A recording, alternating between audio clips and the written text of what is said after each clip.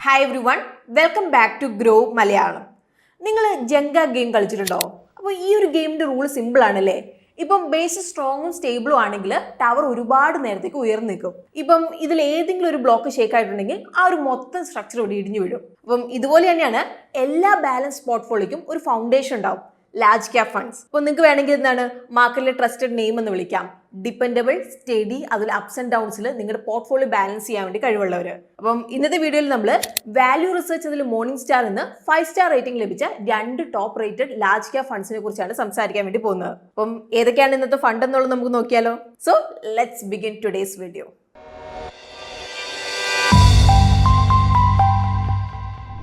ആദ്യം നമുക്ക് എന്താണ് ഈ ലാർജ് ക്യാപ് ഫണ്ട്സ് എന്നുള്ളത് മനസ്സിലാക്കാം.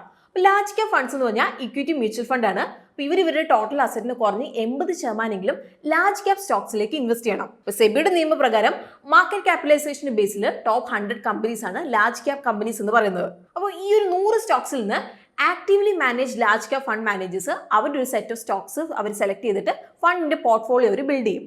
ഓരോ ഫണ്ട് അനുസരിച്ച് നമ്പർ ഓഫ് സ്റ്റോക്സിലൊക്കെ ഇവിടെ മാറ്റം ഉണ്ടാവും. അപ്പോൾ ഈ ഒരു ഫണ്ടിലുള്ള ഇൻവെസ്റ്റ്മെന്റ് സേഫ് ആയിട്ടാണ് കണക്കാക്കുന്നത്. അപ്പോൾ അതുകൊണ്ട് തന്നെയാണ് മാർക്കറ്റ് ഇടിയുമ്പോൾ ഇവർക്ക് പോർട്ട്ഫോളിയോക്ക് ഒരു സ്റ്റെബിലിറ്റി നൽകാനായിട്ട് ഇവിടെ കഴിയും. അപ്പോൾ ഇവിടെ എക്സ്പേർട്സ് റെക്കമെൻഡ് ചെയ്യുന്നത് നമ്മുടെ മ്യൂച്വൽ ഫണ്ട് കോർ പോർട്ട്ഫോളിയോയിൽ ലാർജ് ക്യാപ് ഫണ്ട്സ് ഒരു പാർട്ട് ആയിരിക്കണം എന്നാണ്. അപ്പം ഇന്നത്തെ വീഡിയോയിൽ നമ്മുടെ മെയിൻ പർപ്പസ് എന്ന് പറയുന്നത് റിസർച്ച് പ്ലാറ്റ്ഫോമായ വാല്യൂ റിസർച്ച് അതിൽ മോർണിംഗ് സ്റ്റാർ എന്നുള്ള top rated large cap funds നിങ്ങളിലേക്ക് ഇൻട്രൊഡ്യൂസ് ചെയ്യുക എന്നുള്ളൊരു കാര്യമാണ്.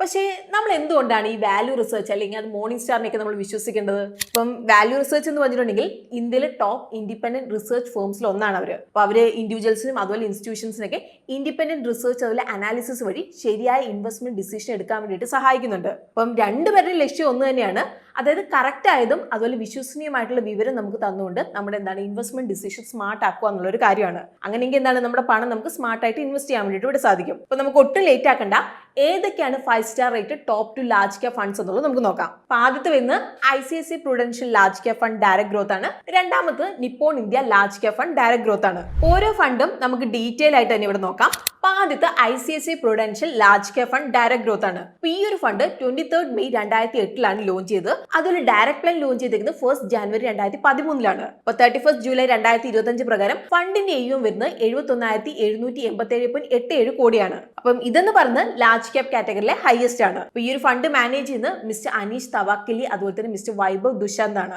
ഇനി നമുക്ക് ഈ ഒരു ഫണ്ട് പോർട്ട്ഫോളിയോ നോക്കാം. ഇപ്പോൾ ടോപ്പ് 5 സ്റ്റോക്സ് വരുന്നത് HDFC bank limited, ICICI bank limited, Reliance industries limited, Larsen Toubro limited, Bharti Airtel limited ആണ്. അതിലെ ടോപ്പ് 5 സെക്ടേഴ്സ് വരുന്നത് financial services, automobiles and auto components, oil, gas and consumer fuels, construction അതുപോലെ ഇൻഫർമേഷൻ ടെക്നോളജിയാണ്. ഇനി നമുക്ക് ഫണ്ടിന്റെ ക്രിട്ടിക്കൽ റേഷ്യോസ് നോക്കാം. അപ്പോൾ ഈ ക്രിട്ടിക്കൽ റേഷ്യോയ്ക്ക് 5 സ്റ്റാർ റേറ്റിംഗിൽ വലിയൊരു ഇമ്പോർട്ടന്റ് റോൾ ഉണ്ട്. അപ്പോൾ ആദ്യത്തെ വരുന്നത് സ്റ്റാൻഡേർഡ് ഡീവിയേഷൻ ആണ്. അപ്പോൾ ആവറേജ് ആനുവൽ റിട്ടേൺസിനെ വെച്ച് നമ്മൾ നോക്കുമ്പോൾ ഫണ്ടിന്റെ റിട്ടേൺസ് എത്രത്തോളം ഡീവിയേറ്റ് ചെയ്യാം എന്ന് കാണിച്ചു തരുന്ന റേഷ്യോ ആണിത്. ഇപ്പം സ്റ്റാൻഡേർഡ് ഡിവിഷൻ ഇവിടെ കൂടുതലാണെങ്കിൽ വോളറ്റിലിറ്റി കൂടുതലാണെന്നാണ് ഇത് കാണിക്കുന്നത്. ഇപ്പം ICICI Prudential large cap fund direct growth standard deviation വരുന്നത് 11.73%. അതേസമയത്ത് നമ്മൾ കാറ്റഗറിയുടെ നോക്കുകയാണെങ്കിൽ 13.47% വരുന്നത്. അതായത് എന്താണ്, ഇവിടെ നമ്മൾ കോമ്പറ്റേറ്റേഴ്സിനെ വെച്ച് നോക്കുമ്പോൾ ഈ ഒരു ഫണ്ടിന് വോളറ്റിലിറ്റി ഇവിടെ കുറവാണ്. ഇനി അടുത്ത് വരുന്നത് ബീറ്റ ആണ്. ഇപ്പോൾ ബെഞ്ച് മാർക്കിന് വെച്ച് നമ്മൾ നോക്കുമ്പോൾ ഫണ്ടിന്റെ വോളറ്റിലിറ്റി കാണിച്ചു തരുന്ന റേഷ്യോ ആണ് ബീറ്റ എന്ന് പറയുന്നത്. ഇപ്പോൾ ബീറ്റ 1 കൂടുതലാണെങ്കിൽ അതിന്റെ അർത്ഥം ബെഞ്ച് മാർക്കിനേക്കാളും ഫണ്ടിന്റെ വോളറ്റിലിറ്റി കൂടുതലാണെന്നാണ് ഇത് സൂചിപ്പിക്കുന്നത്. അതുപോലെ ഇപ്പോൾ 1 കുറവാണെങ്കിൽ ബെഞ്ച് മാർക്കിനേക്കാൾ നമ്മൾ നോക്കുമ്പോൾ വോളറ്റിലിറ്റി കുറവാണെന്നാണ് ഇത് സൂചിപ്പിക്കുന്നത്. ഇപ്പം ICICI Prudential large cap fund direct ഗ്രോത്തിന് ബീറ്റ് വരുന്നത് 0.91 ആണ്. അതായത് ഫണ്ടിന് ബെഞ്ച് മാർക്കിനേക്കാളും വോളറ്റിലിറ്റി ഇവിടെ കുറവാണ്. ഇനിയിപ്പോൾ സ്റ്റാർ റേഷ്യോ എന്ന് പറഞ്ഞിട്ടുണ്ടെങ്കിൽ ഓരോ യൂണിറ്റ് റിസ്കിനും ഫണ്ട് എത്രത്തോളം എക്സ്ട്രാ റിട്ടേൺസ് ജനറേറ്റ് ചെയ്തിട്ടുണ്ട് എന്ന് മെഷർ ചെയ്യുന്ന റേഷ്യോ ആണ്. അപ്പോൾ ഷാർപ്പ് റേഷ്യോ കൂടുതലാണെങ്കിൽ ബെറ്റർ റിസ്ക് അഡ്ജസ്റ്റഡ് റിട്ടേൺസ് എന്നാണ്. അപ്പോൾ ഈ ഒരു ഫണ്ട് ഷാർപ്പ് റേഷ്യോ വന്ന് 1.06 ആണ്. അതായത് ഓരോ അഡീഷണൽ യൂണിറ്റ് റിസ്കിനും ഫണ്ട് 1.06 ടൈംസ് കൂടുതൽ റിട്ടേൺസ് ഇവിടെ നേടിയിട്ടുണ്ട്. ഇനി അടുത്ത സോർട്ടിനോ റേഷ്യോ ആണ്.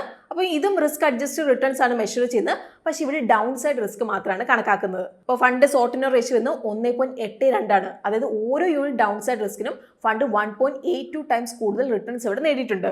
പിന്നെ ഇവിടെ ഒരു കാര്യം കൂടി നിങ്ങളിവിടെ മനസ്സിലാക്കാറുണ്ട്, ഇതെല്ലാം സ്റ്റാറ്റിസ്റ്റിക്കൽ റേഷ്യോസ് ആണ്. അപ്പോൾ ഇതെല്ലാം ഒറ്റയ്ക്ക് നോക്കുന്നതിന് പകരം ബെഞ്ച് മാർക്ക് അതുപോലെ പിയർ ഗ്രൂപ്പ്സിന്റെ പെർഫോമൻസിനൊപ്പം നോക്കുന്നതാണ് എപ്പോഴും ബെറ്റർ. അങ്ങനെയാണ് നമുക്കൊരു ക്ലിയർ ഐഡിയ നമുക്ക് ഇവിടെ കിട്ടും. അതായത് ഫണ്ട് അണ്ടർ പെർഫോംഡ് ആണോ അല്ലെങ്കിൽ ഔട്ട് പെർഫോംഡ് ആണോ എന്നുള്ളൊരു കാര്യം. ഇനി നമ്മൾ upside and downside capture ratio നോക്കുകയാണെങ്കിൽ ഇപ്പം സ്റ്റോക്ക് മാർക്കറ്റ് കയറുന്ന സമയത്ത് ബെഞ്ച് മാർക്കിനെ വെച്ച് നമ്മൾ കമ്പയർ ചെയ്യുമ്പോൾ ഇക്വിറ്റി ഫണ്ട് എങ്ങനെയാണ് പെർഫോം ചെയ്തേക്കുന്നത് എന്ന് കാണിച്ചിരുന്ന റേഷ്യോ ആണ് അപ്സൈഡ് ക്യാപ്ചർ റേഷ്യോ എന്ന് പറയുന്നത്. ഇപ്പം അപ്സൈഡ് ക്യാപ്ചർ റേഷ്യോ 100-ൽ കൂടുതലാണെങ്കിൽ മാർക്കറ്റ് കയറുമ്പോൾ ഇക്വിറ്റി ഫണ്ട് ബെഞ്ച് മാർക്കിനെ ഔട്ട് പെർഫോം ചെയ്തിട്ടുണ്ടെന്നാണ് ഇത് സൂചിപ്പിക്കുന്നത്.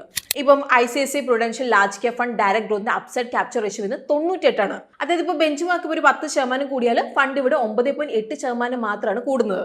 അതുപോലെ ഇവിടെ ഡൗൺ സൈഡ് ക്യാപ്ചർ റേഷ്യോ എന്ന് പറഞ്ഞിട്ടുണ്ടെങ്കിൽ എന്താണ്, സ്റ്റോക്ക് മാർക്കറ്റ് ഇടിയുമ്പോൾ ബെഞ്ച് മാർക്കിനെ വെച്ച് നമ്മൾ കമ്പയർ ചെയ്യുമ്പോൾ ഫണ്ട് എത്രത്തോളം ഇടിഞ്ഞിട്ടുണ്ട് എന്ന് കാണിച്ചു തരുന്ന റേഷ്യോ ആണിത്. ഇപ്പം എന്താണ് ഡൗൺ സൈഡ് ക്യാപ്ചർ റേഷ്യോ എന്താണ്, 100 കുറവാണെങ്കിൽ മാർക്കറ്റ് ഇടിയുമ്പോൾ ഇക്വിറ്റി ഫണ്ട് ബെഞ്ച് മാർക്കിനേക്കാളും കുറവ് മാത്രമേ ഇവിടെ ഇടിയുന്നുള്ളൂ എന്നാണ് ഇത് സൂചിപ്പിക്കുന്നത്. ഇവിടെ ഇപ്പം എന്താണ് ICICI Prudential large cap fund direct ഗ്രോത്തിന്റെ ഡൗൺ സൈഡ് ക്യാപ്ചർ റേഷ്യോ എന്ന് 88 ആണ്. അതായത് മാർക്കറ്റ് ഇടിയുമ്പോൾ ബെഞ്ച് മാർക്ക് ഇൻഡെക്സ് ഇപ്പോൾ ഒരു 10% ഇടിഞ്ഞാൽ ഫണ്ട് ഇവിടെ 8.8% മാത്രമേ ഇടിയുന്നുള്ളൂ എന്നാണ്. ഇനി നമുക്ക് ICICI Prudential large cap fund direct ഗ്രോത്തിന്റെ റിട്ടേൺസ് നമുക്ക് നോക്കാം. കഴിഞ്ഞ 1, 3, 5, 7 അതുപോലെ 10 വർഷത്തിൽ ICICI Prudential large cap fund direct growth തുടർച്ചയായിട്ട് അവർ ബെഞ്ച് മാർക്ക് അതുപോലെ കാറ്റഗറിനെ ഔട്ട് പെർഫോം ചെയ്തിട്ടുണ്ട്. ഇനി നമുക്ക് ഇന്നത്തെ അടുത്ത ഫണ്ട് ഏതാന്നുള്ളത് നമുക്ക് നോക്കാം. അപ്പോൾ ഇന്ന് നമ്മുടെ അടുത്ത ഫണ്ട് വരുന്നത് Nippon India large cap fund direct growth ആണ്. അപ്പോൾ 8 ഓഗസ്റ്റ് 2007 ഈ ഒരു ഫണ്ട് ലോഞ്ച് ചെയ്യുന്നത്. അതൊരു ഡയറക്ട് പ്ലാൻ ലോഞ്ച് ചെയ്ത് 1 ജാനുവരി 2013 അപ്പോൾ 31 ജൂലൈ 2025 പ്രകാരം ഈ ഒരു ഫണ്ടിന്റെ AUM വരുന്നത് 44,164.76 കോടിയാണ്. അപ്പം ഈ ഒരു ഫണ്ട് മാനേജ് ചെയ്യുന്നത് മിസ്റ്റർ ശൈലേഷ് രാജ്ബാൻ അതുപോലെ ഭവിക് ദേവ് ആണ്. ഇനി നമുക്ക് ഇവിടെ ഒരു കാര്യം കൂടി പറയാനുണ്ട്. ഫണ്ട് തുടങ്ങിയ അന്ന് തൊട്ട് ശൈലേഷ് രാജ്ബാൻ ആണ് ഈ ഒരു ഫണ്ട് മാനേജ് ചെയ്യുന്നത്. ഇനി നമുക്ക് ഫണ്ടിന്റെ പോർട്ട്ഫോളിയോ നോക്കാം. അപ്പോൾ ടോപ്പ് 5 സ്റ്റോക്സ് വരുന്നത് HDFC bank limited, Reliance industries limited, ICICI bank limited, state bank of India അതുപോലെ ആക്സിസ് ബാങ്ക് ലിമിറ്റഡ് ആണ്. ഇനി ടോപ്പ് 5 സെക്ടേഴ്സ് വരുന്നത് banks, petroleum products, diversified FMCG, IT software, electrical എക്യുപ്മെന്റും ആണ്. ഇനി നമുക്ക് ക്രിട്ടിക്കൽ റേഷ്യോസ് നോക്കാം. Nippon India large cap fund direct growth standard deviation വരുന്നത് 11.93% ആണ്. അതേസമയത്ത് കാറ്റഗറിയുടെ വരുന്നത് 13.47% ആണ്. അതായത് കോമ്പറ്റേറ്റേഴ്സിനെ വെച്ച് നോക്കുമ്പോൾ ഫണ്ടിന്റെ വോളറ്റിലിറ്റി ഇവിടെ കുറവാണ്. അപ്പോൾ ഫണ്ട് ബീറ്റ് വരുന്നത് 0.92 ആണ്. അതായത് ബെഞ്ച് മാർക്കിനേക്കാൾ എന്താണ് ഫണ്ടിന്റെ വോളറ്റിലിറ്റി ഇവിടെ കുറവാണ്. ഇനി ഫണ്ട് ഷാർപ്പ് റേഷ്യോ വരുന്നത് 1.17 ആണ്. അതായത് ഓരോ എക്സ്ട്രാ റിസ്കിനും fund 1.17 times extra returns generate ചെയ്തിട്ടുണ്ട്. ഫണ്ട് സോർട്ട്നോ റേഷ്യോ വരുന്നത് 1.87 ആണ്. അതായത് ഓരോ യൂണിറ്റ് ഡൗൺ സൈഡ് റിസ്കിനും 1.87 ടൈംസ് എക്സ്ട്രാ റിട്ടേൺസ് ജനറേറ്റ് ചെയ്തിട്ടുണ്ട്. അതുപോലെ ഫണ്ട് അപ്സൈഡ് ക്യാപ്ചർ റേഷ്യോ വരുന്നത് 108 ആണ്. അതായത് ബെഞ്ച് മാർക്ക് ഇപ്പോൾ ഒരു 10% കൂടിയ ഫണ്ട് ഇവിടെ 10.8% കൂടും. ഇനി ഡൗൺ സൈഡ് ക്യാപ്ചർ റേഷ്യോ വരുന്നത് 105 ആണ്. അതായത് ഇപ്പോൾ ബെഞ്ച് മാർക്ക് ഒരു 10% ഇടിഞ്ഞാൽ ഫണ്ട് 10.5% ഇവിടെ ഇടിയുന്നുണ്ട്. ഇനി നമ്മൾ റിട്ടേൺസ് നോക്കുകയാണെങ്കിൽ Nippon India large cap fund direct growth തുടർച്ചയായിട്ട് കഴിഞ്ഞ 1, 3, 5, 7 അതുപോലെ 10 വർഷത്തിൽ ബെഞ്ച് മാർക്കിനെ മറികടന്നിട്ടുണ്ട്. അപ്പം ഇന്നത്തെ നമ്മുടെ വീഡിയോയിൽ നമ്മളിപ്പോൾ എന്താണ് വാല്യൂ റിസർച്ച് അതുപോലെ മോർണിംഗ് സ്റ്റാർ എന്ന് 5 സ്റ്റാർ റേറ്റിംഗ് ലഭിച്ച 2 ടോപ്പ് ലാർജ് ക്യാപ് ഫണ്ട്സ് ആണ് നമ്മൾ കണ്ടത്. ഇനി നമുക്ക് ഈ 2 ഫണ്ടും എത്രത്തോളം മാർക്കറ്റ് ക്യാപ് ബേസ്ഡ് ആയിട്ട് അലോക്കേഷൻ ഉണ്ട് എന്നുള്ളത് നമുക്ക് നോക്കാം. ICICI Prudential large cap fund comparatively ക്യാഷിലേക്ക് കൂടുതൽ അലോക്കേഷൻ ഉണ്ട്. അപ്പോൾ ഫണ്ട് ഗ്രാജുവലി എന്താണ് സ്മോൾ ക്യാപ് സ്റ്റോക്സിലേക്കുള്ള അവർ അലോക്കേഷൻ കുറച്ചുകൊണ്ടിരിക്കുകയാണ്. ഇപ്പൊ എന്താണ് അത് വളരെ കുറച്ചൊരു ലെവലിലാണ് നിൽക്കുന്നത്. ഇനി ബാക്കിയുള്ള ഫണ്ടുകളെ വെച്ച് നമ്മൾ നോക്കുമ്പോൾ Nippon India large cap fund mid അതുപോലെ സ്മോൾ ക്യാപ്പിലേക്ക് കൂടുതൽ അലോക്കേഷൻ ഉണ്ട്. അതുപോലെ കഴിഞ്ഞ 7 മാസത്തിൽ നമ്മൾ നോക്കുകയാണെങ്കിൽ large, mid, small cap category allocation same ആയിട്ട് തന്നെ നിന്നിട്ടുണ്ട്. അപ്പം ഇന്ന് നമ്മൾ ഈ 2 ഫണ്ടിന്റെ എന്താണ് പല ക്യാരക്ടറിസ്റ്റിക്സും കണ്ടു അല്ലേ.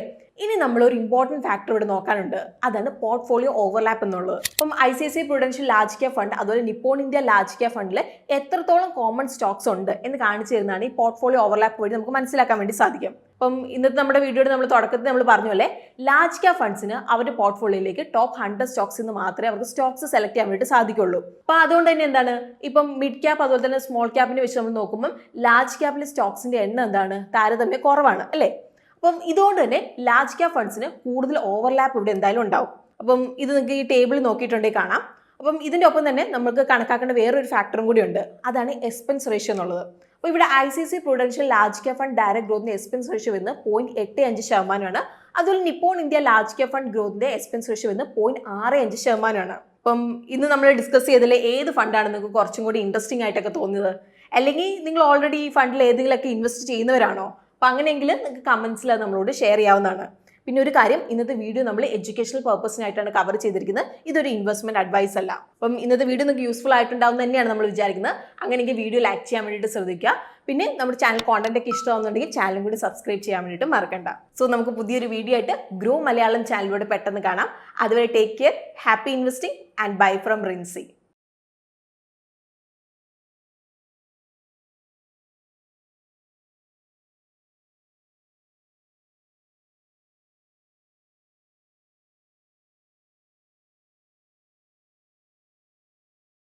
Investment in securities market are subject to market risks. Read all the related documents carefully before investing. Please read the risk disclosure documents carefully before investing in equity shares, derivatives, mutual fund, and or other instruments traded on the stock exchanges.